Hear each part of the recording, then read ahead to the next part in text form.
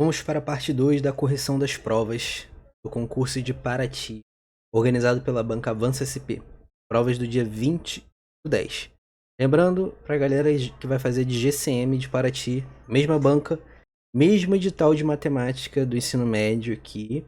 Pode continuar estudando materiais lá no canal do Telegram, link na descrição. Todas essas aulas serão úteis para você, inclusive as de nível fundamental, tá? Matemática constrói de maneira integrada. E é claro, seja qual for o concurso que você vai fazer, essas aulas aqui também servem muito bem para você. Mas sempre dê prioridade para resolver questões da banca do seu concurso, se possível. Essa prova, reforçando todos os cargos de nível médio que caíram matemática, só teve um de nível médio que não caiu, que foi o técnico de procuradoria. As questões foram iguais para todo mundo, 5 questões. E eu recebi algumas mensagens sobre a questão 15, galera falando que é polêmica, passível de anulação. Então lá, eu resolvi na ordem, lá a última questão vai ser sobre ela, eu vou abordar toda essa polêmica e esse debate. No geral, eu gostei da prova, não achei uma prova muito simples, principalmente a questão 14, na minha opinião foi a mais difícil, mas foi uma prova bem feita. A questão 14 e a 15 não trabalhamos muito nas aulas, tivemos tempo. Porém, a 14 a gente trabalhou conhecimentos separadamente que poderiam ser usados para resolver. E a questão 15 aí é questão do estilo psicotécnico, essa aí a gente realmente não trabalhou muito. Então eu quero te perguntar como é que foi a sua prova, você fez esse cargo de nível médio, como foi seu desempenho, se as aulas te ajudaram ou não. Se quiser dar seu depoimento, pode mandar nosso WhatsApp, Telegram, também está aí na descrição. Fique à vontade. Como sempre, muito obrigado pela sua participação, pelo apoio, compartilhamento, like, comentário. Nosso canal está crescendo a cada dia e a caminhada está sendo bem realizadora. Então, boa aula, bons estudos, independente se você fez essa prova ou não, independente se você fez, principalmente. A questão que se você já tiver corrigido e você tiver errado, pausa nela, tenta fazer ela agora. Tá? Bons estudos. Questão 11. Dado um triângulo retângulo isósceles, cuja medida do cateto é igual a 2 cm, qual deve ser o lado aproximadamente de um quadrado para que este quem?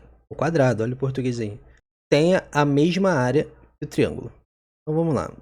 Triângulo retângulo tem um ângulo de 90 graus e esse aqui é um triângulo retângulo isósceles. Então os catetos são iguais. O cateto é igual a esse. Ué, não poderia ser a hipotenusa igual ao cateto? Não. Não poderia. A hipotenusa, se é um triângulo retângulo, a hipotenusa é maior que qualquer cateto. Então sobra para os catetos serem iguais.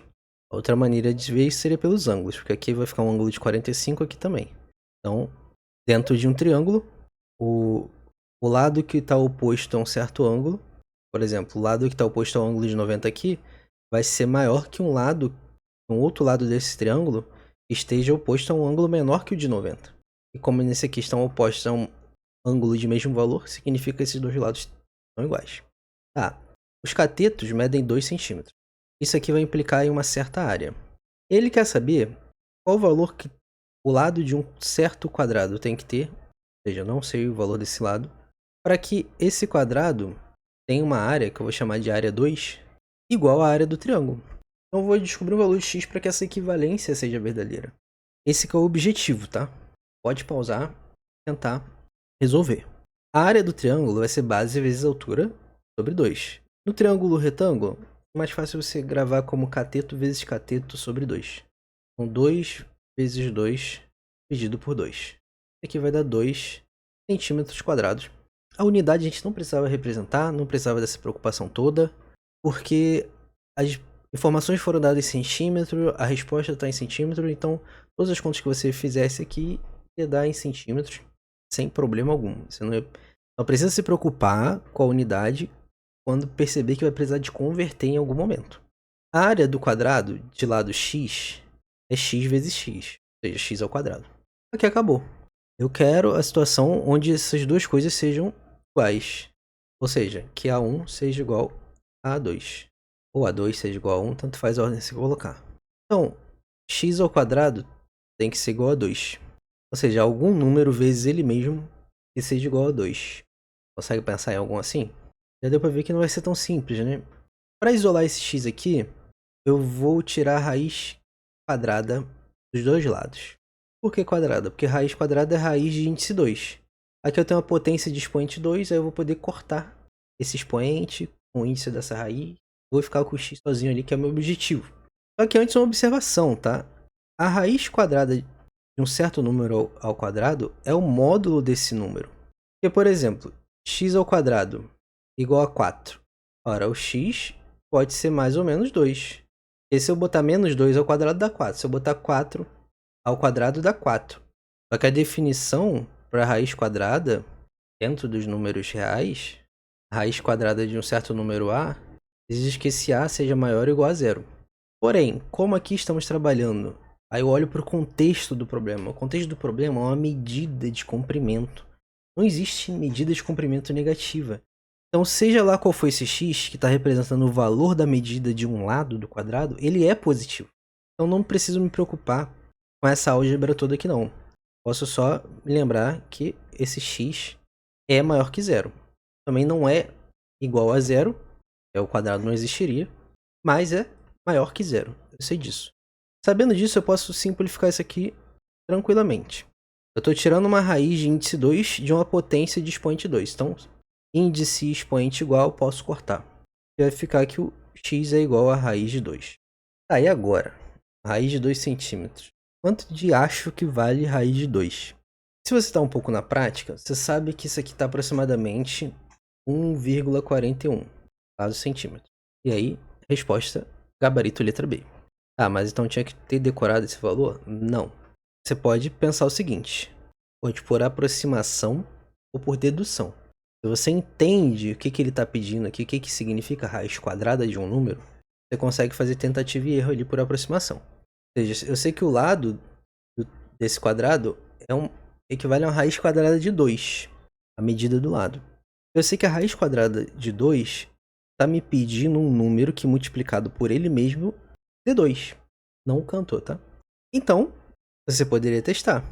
Eu sei que quanto maior o número, maior o resultado dessa potência, certo? Certo número x ao quadrado, se esse x for maior que um certo número y, x ao quadrado vai ser maior que y ao quadrado. Entendeu? 3 é maior que 1, então 3 ao quadrado vai ser maior que 1 ao quadrado. Essa aqui é a ideia.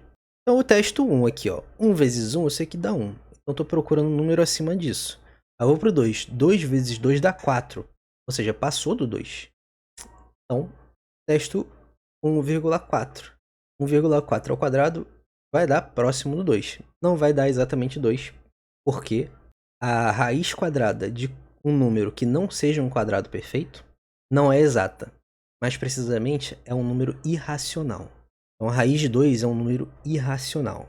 Pitágoras já brigava muito com esse número aí. Então, você poderia chegar na resposta B dessa forma. Outra forma, deixando mais elegante, seria isso aqui, ó, você fazer uma comparação. Tá bom. Eu sei que raiz quadrada de 1 dá 1. Aí aqui tem a raiz de 2. Eu sei que raiz de 4 dá 2. Então, raiz quadrada de 1, eu sei que é menor que a raiz quadrada de 2. E raiz quadrada de 2 é menor que a raiz quadrada de 4. Então, tenho essa relação aqui. Raiz quadrada de 1 dá 1. Raiz quadrada de 2 eu não sei. Raiz quadrada de 4 dá 2. Então eu sei que raiz quadrada de 2 é algo maior que 1 e menor que 2. Maior que 1 sem ser o 1 e menor que 2 sem ser o 2. Então é 1, alguma coisa. De novo, resposta letra B. Então foi uma questão bem elaborada porque ela trabalhou não só a parte da geometria, mas trabalhou o raciocínio algébrico de você entender que tinha que igualar, trabalhar com essa incógnita do lado, igualar ela pela área do quadrado com a área do triângulo, mas também com os números, com os conjuntos aqui, números racionais, irracionais, né? Raiz não exata, certo número. Questão 12. Essa questão não achei tão simples. Não é a questão que você bate o olho e já tem ideia do que fazer. Pode ser que muitos tenham ficado certo tempo nessa questão. Sabe-se que a média aritmética simples das idades de uma turma de 100 pessoas é 36 anos. E ninguém nesta turma tem idade exatamente igual a 36 anos. Além disso, sabe-se que as médias das idades das 50 pessoas... Ficou confuso, né? a média das idades das 50 pessoas mais velhas é 25% maior que a média das idades das 50 pessoas mais jovens. Nesta situação, qual a média das idades das 50 pessoas mais jovens? O macete é, vamos atribuir corretamente as incógnitas e estabelecer as relações entre as informações que foram dadas, para a gente depois buscar o plano. Então, vou chamar de M a média geral das 100 pessoas, que é 36. O entendimento importante. Quando ele separa essas duas informações, a média das 50 pessoas mais jovens, a média das idades, falando da média das idades, das 50 pessoas mais velhas, tem que perceber que ele separou em dois grupos em que não há repetição de elementos. Não é uma pessoa que está sendo contada 2 vezes ou considerada 2 vezes. E é por isso que ele faz o reforço de que não há ninguém com uma idade igual à idade da própria média geral. Ou seja, não alguém de 36 anos, porque aí essa pessoa poderia estar no meio. Poderia ter uma certa configuração das idades que essa pessoa estaria no meio. Aí não seria possível botar ela nem no mais velho, nem nos 50 mais velhos, nem nos 50 mais novos, mais jovens. Nintendo tá travando. Então o que que significa? Significa que se eu pegar a média dessas médias, essas duas médias que foram propostas, eu vou ter a minha média original, a média das 100 pessoas. Isso era a sacada. Essa era a sacada essencial. Então olha só, eu vou chamar de J a média das idades dos 50 mais jovens. Eu preciso saber a soma dessas idades. Então eu vou chamar, só que eu não sei, vou chamar de X. Toda a minha criatividade eu vou chamar de X. Esse valor desconhecido. Então a soma das idades é X. E para dar a média eu divido pela quantidade de idades, né? É 50. A média das idades dos 50 mais velhos está dada em função de J. A média dos mais jovens. Que eu sei que é 25% maior que a média das idades das 50 pessoas mais jovens, que eu falei que era x sobre 50. Esse 1,25 aqui saiu lá das aulas de porcentagem, fator de correção.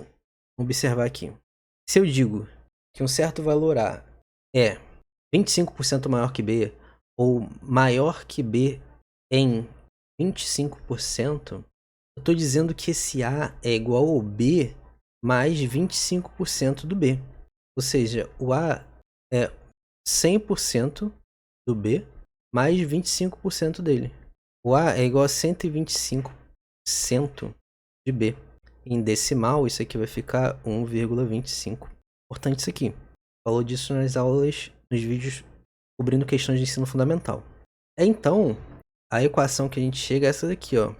É a média M é igual à média das médias que ele separou. Ou seja, quantos valores a gente tem aqui? Tem 2. Então é esse mais esse dividido por 2. Então é essa média mais essa dividido por 2. Quem é M? 36. Quem é V? É 1,25 x sobre 50. Quem é J? É x sobre 50. Isso dividido por 2. Posso entender isso aqui como um numerador e isso aqui é o denominador. Para eu sumir com esse 2 aqui, eu multiplico os dois lados por 2. E nas ruas é conhecido como joga esse 2 para lá multiplicando. 1,25 mais 1 é 2,25x. Tudo isso sobre 50. Usa a matemática das ruas e joga os 50 para lá multiplicando. Você vai acabar com 3.600 dividido por 2,25. Ou alguma outra combinação. Às vezes pode ser mais interessante se não multiplicar direto ali e fazer simplificações. É seu gosto. Esse x vai ser igual a 1.600. E lembrando o que significava o x? Significava a soma das idades dos 50 mais jovens. E o que ele quer? A média das idades das 50 pessoas mais jovens. E a gente falou que esse valor é o J. Então, substituindo x aqui no valor de J, tem que 1.600 dividido por 50. Essa brincadeira vai resultar em 32. Então, a média das 50 pessoas mais jovens é 32 anos. Então percebe como a matemática te dá o poder até de fofocar. Conseguiu são com quase nada. Questão 13. Um dodecado. Eita falando que o Nintendo tá... Um dodecágono é um polígono regular que tem 12 lados. Se o perímetro de um dodecágono é 18 centímetros, então pode-se afirmar que seu lado mede de novo. Essa geometria aqui vieram para ajudar a gente. A gente trabalhou umas questões bem mais difíceis e bom, né? Pelo menos é a minha impressão, tá? Você achou diferente? Comenta aí. Eu acho difícil. Se você estudou legalzinho as aulas de geometria que a gente fez da banca avança, sei não, hein? Ficou fácil pra tu. Então tá. Polígono regular é um polígono, uma figura geométrica de 2 dimensões, fechadinha. Todos os lados são iguais. Por exemplo, o quadrado é um polígono regular de 4 lados. Triângulo equilátero é um polígono regular de 3 lados. É um dodecágono. Eu não vou desenhar. Ainda mais que tinha o desafio de ter todos os lados iguais, né? Nem faço ideia como fazer isso aí. Eu sei que ele tem 12 lados. Eu sei que o perímetro é a soma das medidas dos lados. Então, chamando de P, perímetro desse dodecágono, eu sei que vai ser 12 vezes o valor do lado desse cara. A gente já tá íntimo chamar de cara. E o perímetro é 18 centímetros. Então, 12 vezes o lado desse cara dá 18. Divide os dois lados por 12. Nome, né? O lado vai ser 18 sobre 12. Ó, dá para simplificar por 6. Aqui fica 3 e aqui fica 2. 3 sobre 2 é igual a 1,5 centímetros. Precisou fazer conversão de unidade. Então, gabarito letra C. E essa aí talvez tenha sido a questão mais fácil dessas 5. Questão 14 e 15 o bicho pega. A da média também foi embaçada. Mas na minha opinião, mais difícil foi a próxima. Questão 14. Se daqui a 64 dias será uma sexta-feira, qual dia da semana será daqui a 268 dias? Enunciado simples, curto e grosso. O plano é simples, mas é que nem emagrecer, né? A ideia é simples. Executar que é outros 500. O ponto principal é entender esse português aqui, daqui a 64 dias. Qual que vai ser o nosso plano? Antes de eu falar disso. A gente vai ter que descobrir que dia da semana era esse dia, hoje, vamos entender assim. E aí depois a gente calcula que dia da semana vai ser a partir desse dia de hoje. Só que vamos falar um pouquinho desse português daqui a tantos dias. Se, por exemplo, hoje estou gravando no dia 21. Hoje estamos no dia 21. Eu falo que daqui a 5 dias eu vou postar esse vídeo. Que dia será esse? Será 21 mais 5. Ou seja, será no dia 26. É uma questão que você vai ter que separar o dia que você está tratando propriamente e o dia da semana que ele corresponde, tá? Na história. Então isso é muito importante para você não errar as contas. Então se eu estou no dia A e falo que algo vai acontecer daqui a B dias, o dia desse acontecimento será o valor de A mais B. Aí agora falando de dia da semana. Se hoje é 21, corresponde a uma segunda-feira, daqui a 5 dias será o dia 21 mais 5. E o dia da semana será segunda mais 5. Ou seja, na segunda eu vou andar 5 vezes até o próximo dia da semana, né? Seguindo aquela ordem de 7 dias. Então, segunda mais 5 será terça, quarta, quinta, sexta, sábado. Então, no sábado será dia 26, 21 mais 5. Então, a matemática do calendário precisava se entender essa. Ainda vai envolver o conceito de múltiplos e divisores. Mais precisamente o múltiplo de 7. E aqui para fechar, aqui eu somei 5. Mas, por exemplo, se eu estou no dia 21 e adiciono 7, eu nem preciso calcular aqui, eu sei que vou estar na segunda-feira de novo. Então, se eu falo daqui a 7 dias, e hoje é segunda-feira, eu sei que daqui a 7 dias vai ser segunda-feira de novo. Se eu falo 21 mais 14, daqui a 14 dias vai ser a data. E aqui você não vai se prender à data do calendário do mês, tá? Você pode tratar como um ano inteiro. Então, o dia faz sentido aqui, no contexto do programa, falar o dia 72, o dia 88, tá? Se prende a data do mês, não é necessário. Então, se eu falo 21 mais 14, eu vou estar no dia 35. E qual dia da semana vai corresponder? O dia 21 era segunda-feira.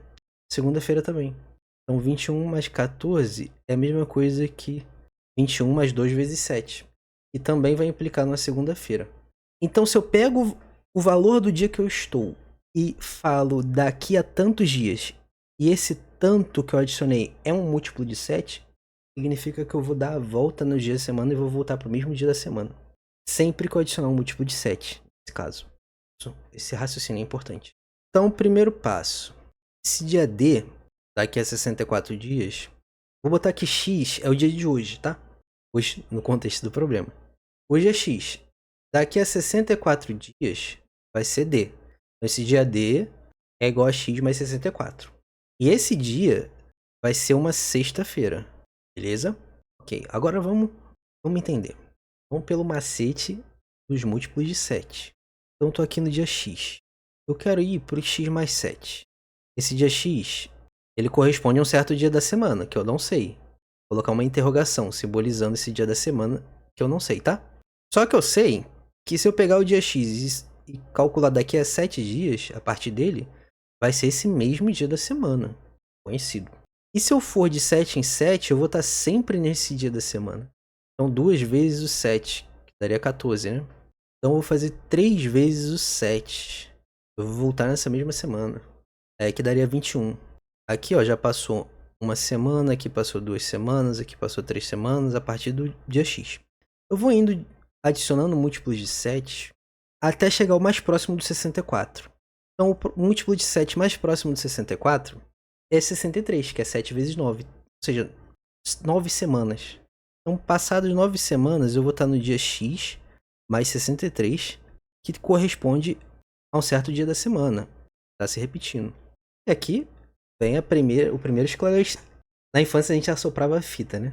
Pro Nintendo, o jogo pegar. Então, eu sei que o dia D, que corresponde a uma sexta-feira, é X mais 64 dias. Logo, o dia X mais 63 é um dia anterior. Entendeu isso? Fazendo esse raciocínio com calma, você chega nessa conclusão bonitamente. Então, se o dia de hoje, daqui a 64 dias, corresponde a uma sexta-feira, daqui a 63 vai ser sexta-feira menos 1, em termos de dias da semana. Ou seja, quinta-feira. Então, essa interrogação corresponde a uma quinta-feira. E isso era essencial. Agora a gente vai aplicar a mesma ideia. 268. Só que aqui, do 64 foi até fácil achar de cabeça um múltiplo de 7 mais próximo de 64. Com 268, vamos usar um algoritmo da divisão. Vou colocar do lado. 268 dividido por 7. Eu vou achar quantas vezes o 7 cabe completamente até chegar no 268. Se der resto zero, quer dizer que 268 é um múltiplo de 7. Mas não vai ser o caso. Aqui dá 3, sobra 5, desce 8, aqui dá 8. 7 vezes 8, 56, resto 2. Então 268 é igual a 7 vezes 38 mais 2.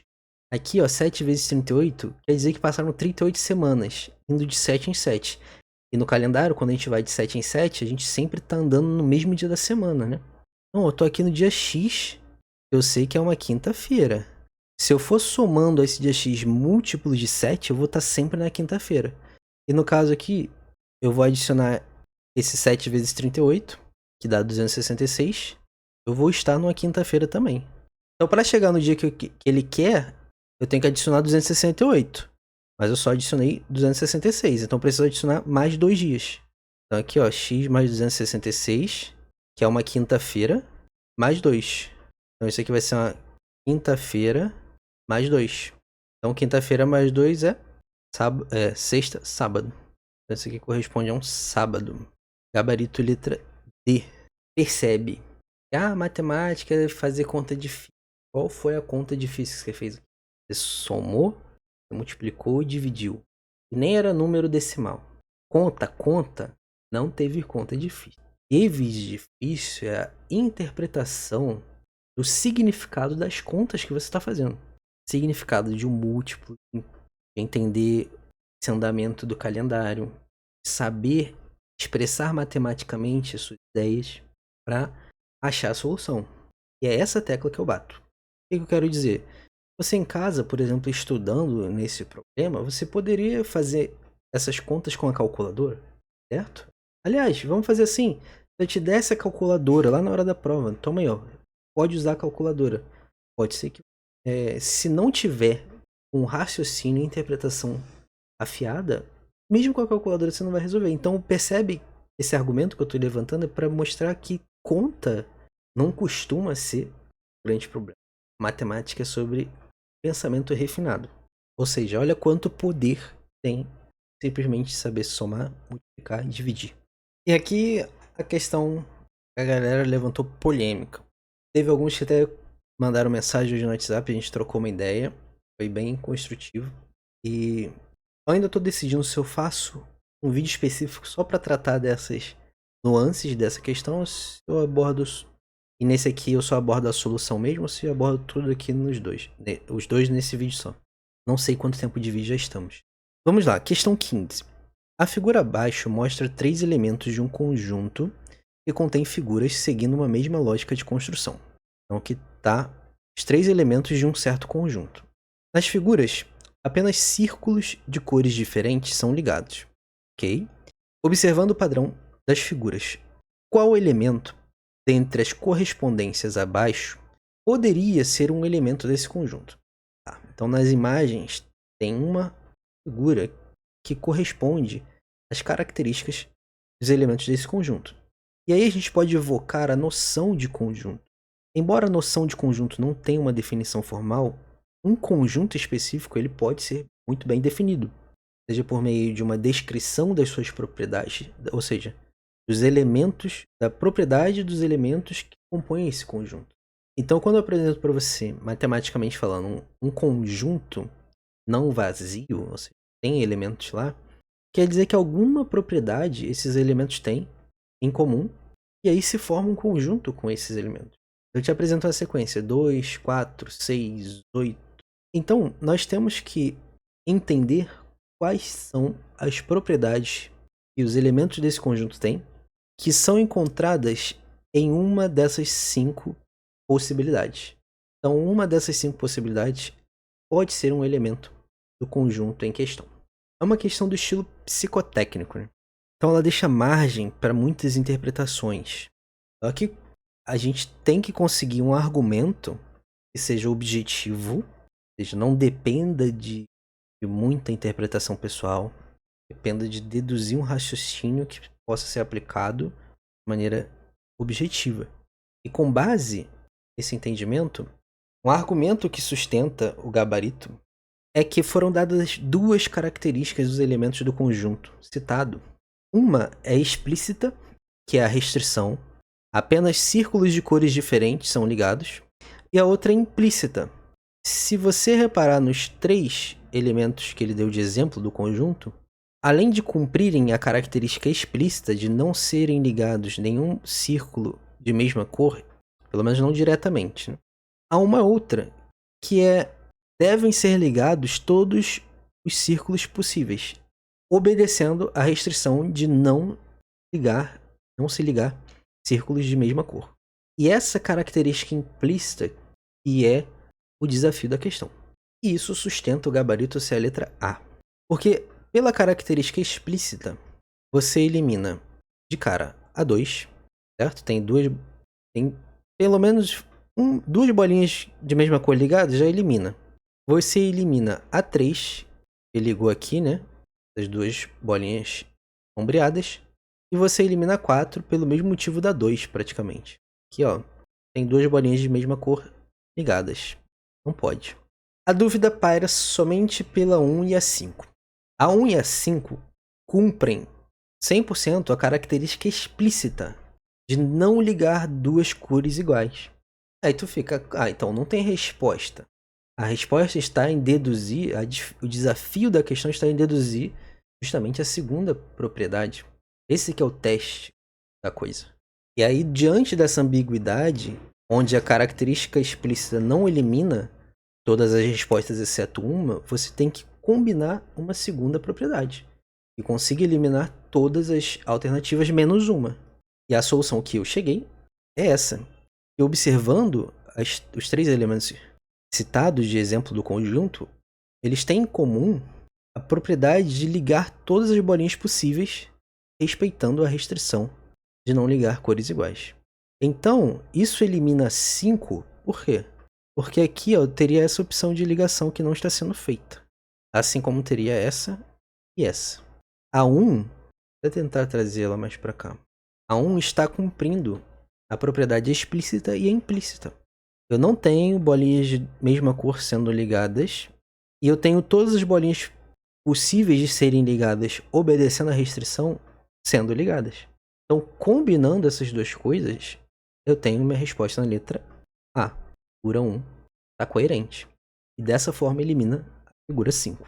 Então, eu não vi problema nessa questão. É uma questão difícil, mas entendendo que a natureza desse tipo de questão é justamente buscar essas coisas não óbvias, partindo desse princípio, indo com essa boa vontade, eu entendo que não há problemas com o gabarito. Mas, se você acha que pode entrar com recurso, buscar a explicação da banca, fazer eles se explicarem também, e ver se realmente não há um problema. A minha conclusão é de que não há, tá bom? Um inscrito, ele mandou até um WhatsApp hoje, argumentando que ele viu a resolução, tô até lendo aqui agora a mensagem dele, eu não vou citar o nome dele porque eu não sei se ele se importa em ser citado, qualquer coisa ele pode deixar aí no comentário.